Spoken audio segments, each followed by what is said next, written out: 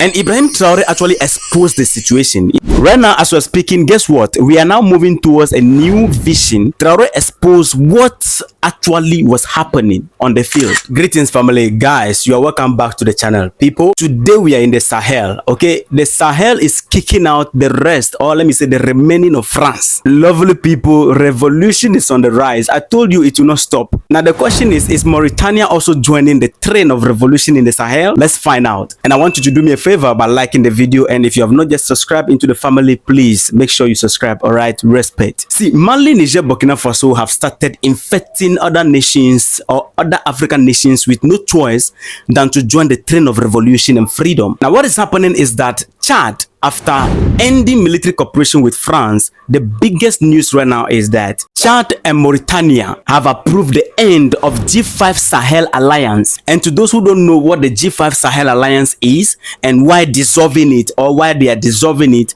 I got you covered. This alliance was initiated and installed by France. You just hold on, I'll tell you all about it. Now, Mauritania is a country located in northern Africa. Mauritania is bordered by the Atlantic Ocean to the west, Western Sahara and Algeria to the north, Mali to the east and south. You can clearly see it on the map just beside Mali or above Mali. Let me put it that way. Now, Chad and Mauritania are the last two members of the G5 Sahel Alliance, and they both have agreed to dissolve the G5 Sahel Alliance, which is anti-insurgency group. This group or alliance is coming to an end practically because Mali, Niger, Burkina Faso have decided to leave the alliance. Now, the Sahel Alliance was created in 2014, and the purpose of this alliance is to address security challenges in the West Africa. And the alliance officially included Chad, Mauritania, Burkina Faso, Mali, and Niger. 5 nations. So it is G5 Sahel Alliance. So the G5 Sahel Alliance was formed to combat insurgency in the region, with a joint military force introduced in 2017, and I'll tell you all about that. And this alliance is proudly and solidly backed by France. And if I should speak Pan-African language, I would say the alliance belongs to France. The 5G Sahel Alliance was created for 3 main purposes. Number 1, to fight terrorism. The alliance was meant to stop attack by terrorist groups like Al-Qaeda and ISIS in the region. But Al-Qaeda and ISIS are rather becoming more powerful and stronger in that region. Number 2, for these nations to work together. These countries wanted to share their resources and work together as a team to protect their borders. But on the opposite side, France needs to tell them what to do at what point in time, and this limits their ability to operate independently. Number 3, the support of development. The alliance aims to bring development projects to help people live better lives and reduce violence in the region. But as usual, it has resulted into poverty and lack of development in the Sahel. So the alliance is practically useless. In 2017, the G5 Sahel set up a joint military forces to carry out operation against terrorist groups. This was initiated by France, so they got their support and funding from countries like France and the European Union, and also the United Nations. But why did it fail? It failed because the alliance faced many problems. And let me list 4 key problems that led to the failure of the 2017 joint military operation channeled by the mother of terrorism. Number 1 is limited success. The military operation didn't stop the violence because on the battlefield they realized that the terrorists are handling much more powerful weapons than them. Now the question is, who give those weapons to the terrorists? The same people who sponsor the G5 Alliance to combat terrorism are the same people sponsoring the terrorists. Number 2, more violence in the region. The terrorist attack kept increasing and millions of people were displaced. Number 3, dependency on foreign help. The alliance rely heavily on financial and military support from France and other countries, and they refuse to give them the real support needed. Number 4 is disagreement among the members. The member countries didn't always agree, especially after military government took over in some of the countries, because some of them wanted to do things their own way, but others want to hear from their master France. And Ibrahim Traore actually exposed the situation. Ibrahim Traore, speaking on this issue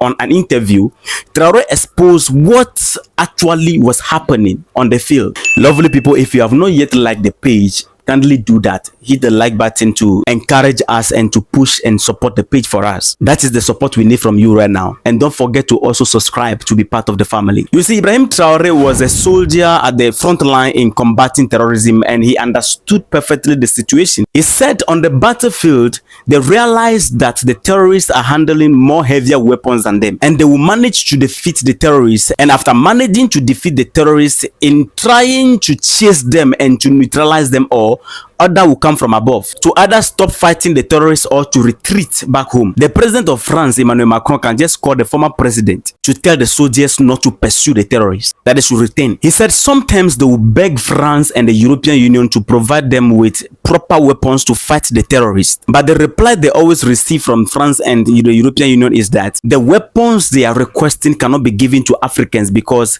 we Africans are prohibited to access those weapons in the market even if we have money to buy it. But the terrorists have access to it. You came to our continent, take our resources, create the weapons, and then prohibit us from accessing it. It doesn't make any sense. So these are the meaningless things that were happening under the former regime. So what followed after was that in 2022, Mali left the alliance with a notice that the alliance served foreign interests, especially France, and it didn't help the region enough. Fast forward in 2024, Burkina Faso and Niger also left the alliance with a notice that the alliance is not achieving its goal. And now Chad and Mauritania remain the only two nations left in the alliance, and they have agreed to end the alliance after others left. So you can see that the alliance has not been able to deliver any meaningful result in combating terrorism. You should know why, because they never combat terrorism, they always manage the terrorists. And now after Mali, Niger, Burkina Faso leaving this particular alliance, it has helped them to find ways and means to fight these terrorists.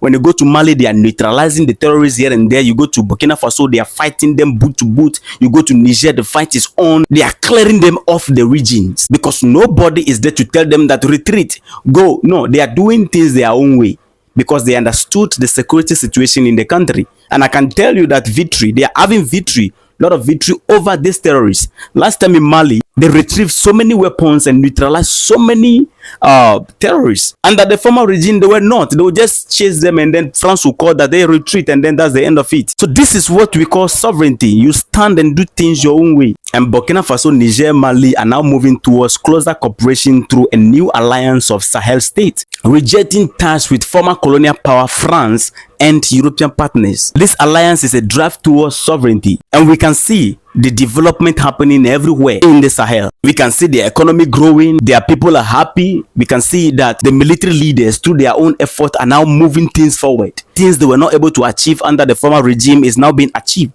The three nations expressing their displeasure have accused France on several occasions of exerting excessive influence and failing to address the region's security need effectively. And Chad right now have also come to the realization of the fact that no, the people that I'm relying on to fight terrorism and insurgency in my country, to cause peace in my country, these are the same people behind the chaos in the country. So they end collaboration or cooperation with them, and then they are now joining Burkina Faso. I don't know the next step that Mauritania is going to take, but we are following because we can see Mauritania also breathing some air of revolution coming from that angle, and we are going to follow into detail to know what exactly they are about to stand for. Right now, as we're speaking, guess what? We are now moving towards a new vision for the Sahel. The foreign minister of Mali, Burkina Faso, and Niger have proposed forming a confederation as a step towards deeper integration. So as we are speaking right now, Mali, Niger, Burkina Faso, they are working towards the replacement of the G5 Alliance in accordance with the AES Alliance. So these are the development happening around Chad, Mauritania, Mali, Niger, Burkina Faso. And guys, let's meet in the comments for discussion. And don't forget to also like the video to encourage us. Respect.